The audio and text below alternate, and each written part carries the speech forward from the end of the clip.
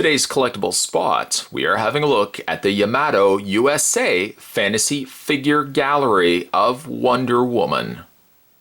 Wonder Woman is by Louis Royo. This Fantasy Figure Gallery DC Comics collection Wonder Woman comes presented here on a display base with her shield and sword. Spot picked us this fantastic statue up from the folks over at 1409 Collectibles, a place where you can pick up 6-scale figures, statues such as what you see right here, and so much more. I'll put the link down below if you guys want to check that out. Included inside this box, you're going to get the accessories, certificate of authenticity, name and numbered plate, display base, and art card. To also check out more from Yamato USA, you can go to www.yamatotoysusa. That's YAMATO toysusa.com. This side of the box gives you a better idea of what the face sculpt on Wonder Woman here is going to look like. As well as on the back of the box, you can see some of the other things that they are producing. Yamato produces different comic-themed figures, as well as a lot of fantasy-inspired characters. Phenomenal statues, to say the least. The statues are recommended for ages 15 and up, and clearly indicating that this is not a toy. It's unsuitable for anyone under the age of 15. So what I'm going to do is I'm going to get Wonder Woman completely out of the box, and when we come back, we're going to get a better look at the Yamato USA Fantasy Figure Gallery, the Wonder Woman statue. There's more heading your way. Don't go anywhere, guys. Stay tuned. How about the first thing we have a look at is the display stand that comes with the statue, and then we'll just kind of add on to it until we get the finished piece. She looks like she's standing on a pile of rock debris. On the underside, you've got a couple of rubberized feet just to prevent it from scratching on any surfaces. Wonder Woman below that. The base, I have to say, is of a heavy nature. It does have a fair bit of weight to it. A single plugged peg hole for the 1 foot that she's going to be standing on. A slot there for her supplied sword. As you can see, she comes with a couple other hands, and she's also got her shield as well. But the display stand does have a good bit of weight, and it would have to have a good bit of weight also just to kind of support the overall standing posture or stance of the Wonder Woman. So a good solid base, loads of paint, even though it's technically just gray, but they've added like a little darker. I see elements of a purple wash in there, like darker gray washes. It's a very nice looking display stand. So what we're going to want to do is we're going to take the underside. There's the one peg. This one doesn't have it, but this 1 foot has the extra peg sticking out from the underside of her foot. What you want to do is spin the stand. I guess you want to face it around this way.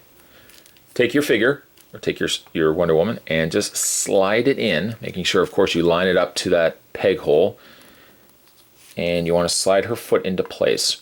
And when you have it accurately in place, the bent foot also supports it from the back there as well. Now we can go ahead and start adding things such as her arms. The arms, let me just spin the figure around, the statue around here to the side. You can see that it has a circular peg. And it just accommodates the circular peg of the arm from the back here. And you probably noticed right off the bat, Spot didn't actually have to apply much pressure at all. It's magnetized, which is really a nice touch. So much easier, let me tell you, than taking pegs and trying to force them in. And then if you ever need to dismantle the statue, it's a lot easier going like this and pulling the thing off being magnetized than trying to pull a peg apart for the fear that it could break.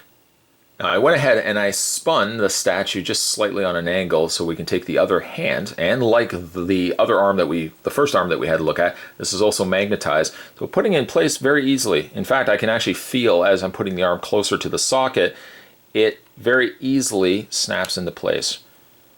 Now, currently the hand is turned outward.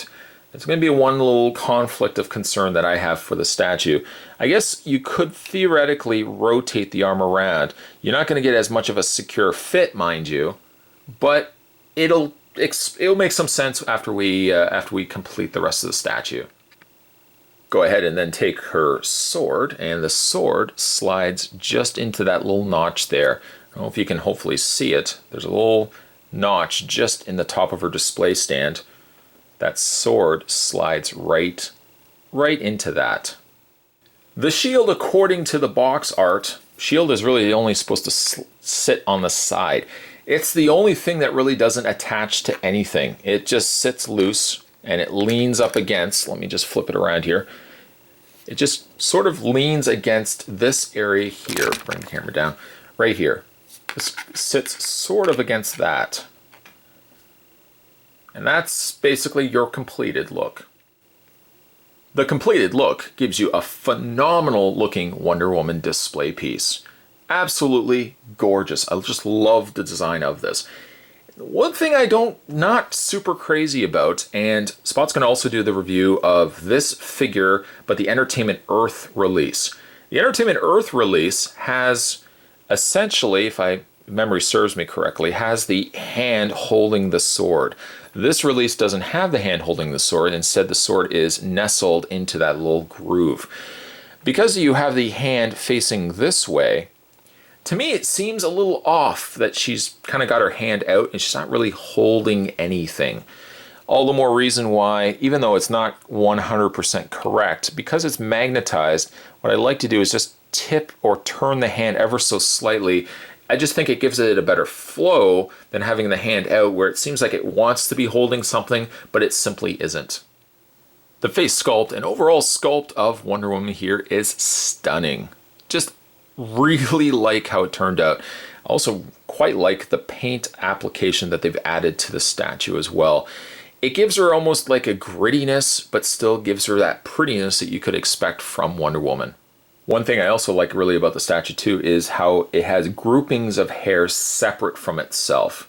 The trade-off though, unfortunately, means that each of the strands could be a little bit more fragile because they're not attaching themselves to any of the other strands. But I think it just gives a little bit more dynamic flow to the statue as opposed to if it was just one sculpted full hair treatment. I must also say too that the pose that they've given Wonder Woman here is nice. It comes across to me like she's walking into battle, like she's maybe some of her other Amazonians have fallen and Wonder Woman is stepping up to almost confront a full army. She's got her lasso in one hand. Now again, like the Entertainment Earth version of this Wonder Woman swaps this hand out for the shield and swaps the other hand out for a hand holding the sword. There are a couple other slight variations to the outfit as well, and the face is slightly different too. And I'll show you guys the comparison of that when we have a look at that statue. Ultimately, it just boils down to how I'm going to be displaying the statue. I'll probably be displaying it face forward or slightly on the angle that you're seeing right now so we can see the face, you can still see the arms on the sides, and you can see the sword and shield. But you can probably see what I'm talking about though with the hand. If the hand was turned this way, and let me just slightly turn it around, it does seem like it's absent something. Like it should be holding a sword, it should be holding a spear. By having the hand just empty of something, unless you could imagine she was holding the sword and she had then dropped it, and therefore she was kind of still in mid-dropping gesture. But again, I'll probably be turning the hand again slightly in, as I think it flows better with the overall look of the statue. As you guys probably know of me, I mean, I'm a big fan of a lot of DC females, actually. Wonder Woman, of course, Catwoman, Harley Quinn. Wanted to get myself really a premier Wonder Woman statue. And there's a couple of different ones on the market, but I really like what Yamato did with the look of Wonder Woman. She's not really so much got a comic design to her. She's a little more rooted in reality, a little bit rooted still in comic tone. She's kind of a good blend between the two. They've also picked up, or they've also, again, released other fantasy figures as well, which I may potentially want to pick up too. But certainly the icing on the cake and collection-wise, Wonder Woman's going to be standing out at the very top of my shelf. Simply beautiful looking statue. If you guys are interested in picking this up for yourself, I'll put the link down below to 1409 Collectibles. As mentioned, they do carry statues, they carry 6-scale figures, they carry a ton of different things as well. Definitely check out their store if you get a chance. In the meantime, today's collectible spot, we were having a look at the Yamato USA. This was the fantasy figure gallery of Wonder Woman. Stay tuned, guys. Spot's going to have more collectible spots heading your way. As always, thanks for watching. See you next time.